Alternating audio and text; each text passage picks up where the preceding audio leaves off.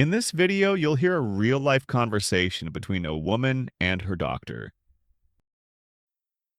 Good afternoon, Sarah. It's good to see you again. How have you been feeling since our last appointment? Not so great, doctor. The pain in my lower back just won't go away. It's been wearing me down. And lately, I feel tired all the time, no matter how much I rest. I'm really sorry you've been going through this. Let's take our time and talk through everything. Can you tell me when the back pain started? About 3 months ago, at first it was just a dull ache. I didn't think much of it, but now it's a constant throbbing pain. It follows me everywhere. And have you noticed when it gets worse? Are there specific times or activities that make it feel stronger? Yes, it gets worse if I've been sitting for too long, and lifting anything heavy makes it so much worse, almost unbearable. That's helpful to know. Pain that worsens with sitting and lifting might be linked to posture or joint issues. We'll definitely look into it. Now tell me, has anything else changed lately? Any new routines? Extra stress? Actually, yes, work has been really demanding lately. Long hours, deadlines, and at home, my daughter's preparing for her final exams. It's been a lot to manage.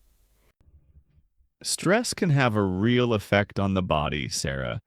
It's more powerful than most people realize. It can add to physical pain, make sleep difficult, and leave you feeling drained. We'll need to care for both your body and mind. It's like this heavy fog that never lifts. I wake up tired, I go to bed tired. Even if I get a full night's sleep, I still feel like I've been running all day. Fatigue like that can have many causes.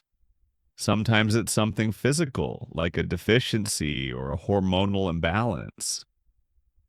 Sometimes it's emotional or mental. We'll explore both sides carefully. Not really, maybe some headaches now and then, but I figured it was just from the stress and not sleeping well. Headaches could definitely be part of the bigger picture. I'm going to order a set of tests so we can look at things more closely. Blood work, imaging, and a few routine checks. In the meantime, I'd like you to start a simple symptom diary. Just jot down when the pain is strongest, what you were doing, how you were feeling. Even small details can help us connect the dots. Of course, I just want answers, doctor. I want to feel like myself again. And we'll work together to get you there. You're not alone in this, Sarah. We'll figure it out step by step. Thank you for meeting me here, Sarah. I find it's easier to talk about health outside the walls of a clinic. Sometimes fresh air makes things feel a little lighter. I appreciate that, doctor.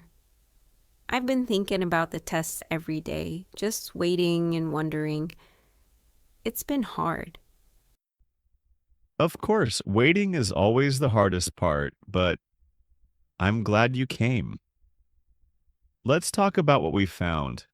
The good news is we've ruled out anything serious. There's no sign of fractures, no tumors, and nothing alarming in your scans. Okay, that's a huge relief, but what did you find? Your blood tests showed that you have a vitamin D deficiency. It might sound small, but it can have a big impact, especially on your energy levels, mood, and muscle and bone health. Vitamin D? I never imagined something like that could affect me this much. It's more common than you'd think, especially for people who work indoors or don't get enough sunlight. It can creep up slowly and make you feel tired, achy, even foggy.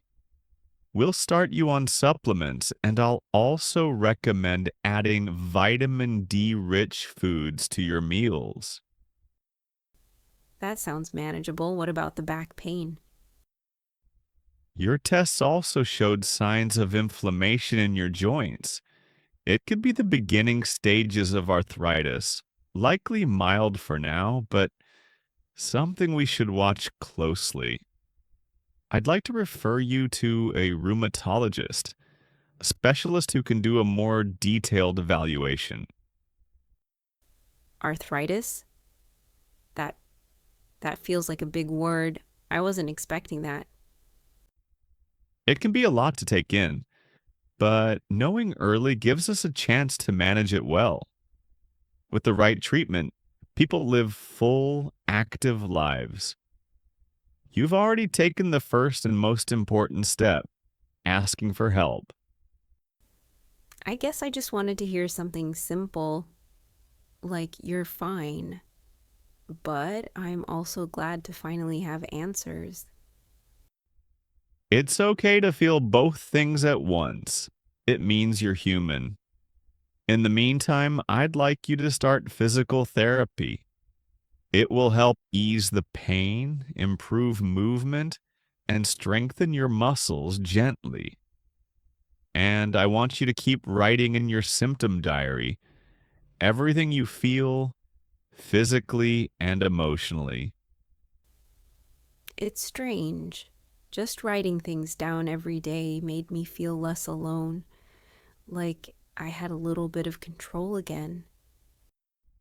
That's exactly the point. Healing isn't just about medication, it's also about understanding yourself and your body. And I'm here with you every step of the way. Thank you, doctor, for being kind and for not brushing off what I'm feeling. Always, Sarah, you deserve to feel seen, heard, and cared for. Good morning, Sarah. It's so good to see you again. You look different in a good way. Thanks, doctor. I feel different. Not perfect, but definitely better. I'm glad to hear that. Yeah, let's talk about it all. How have the past few months been?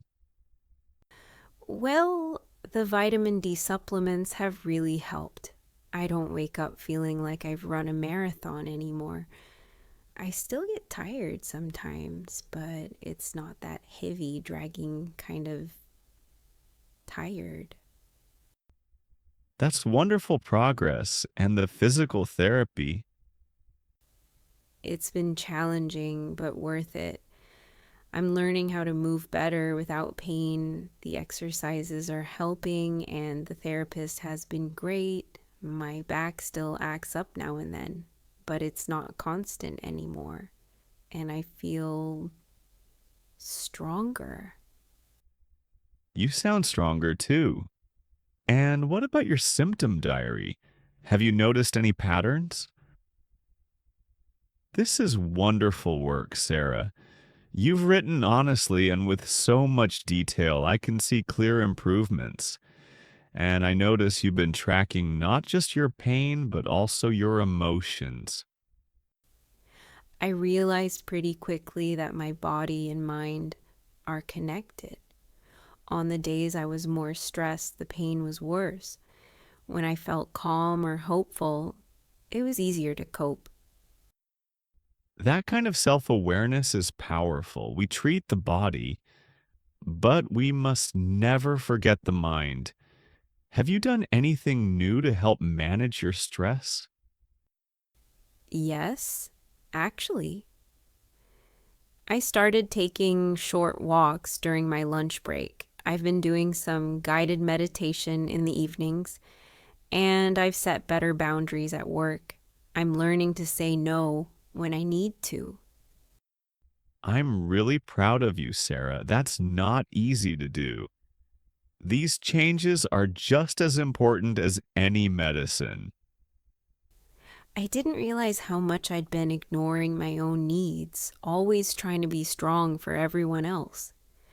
Now I'm learning that real strength means knowing when to ask for help. That's beautifully said and true. Healing isn't just about removing symptoms. It's about building a life that supports your well-being. I'd like to continue your current treatment plan.